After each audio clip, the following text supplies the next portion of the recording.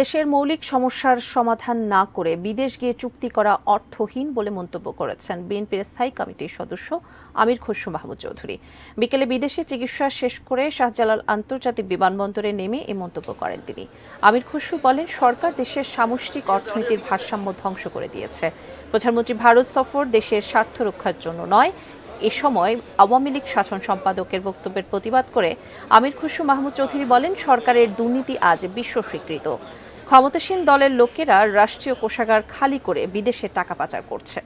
বাংলাদেশের মৌলিক সমস্যার সমাধান না করে আপনি বাইরে গিয়ে চুক্তি সই করলে কি দেশের সমস্যার সমাধান হতে পারে? আমি তো মনে করি না। দেশে যেরকম জনগণের কাছে দুর্নীতির বিষয়টা দিনের আলোর মতো পরিষ্কার, এটা বিশ্বখ্যাত বাংলাদেশের দুর্নীতি, ছড়ানোর কিছু নাই।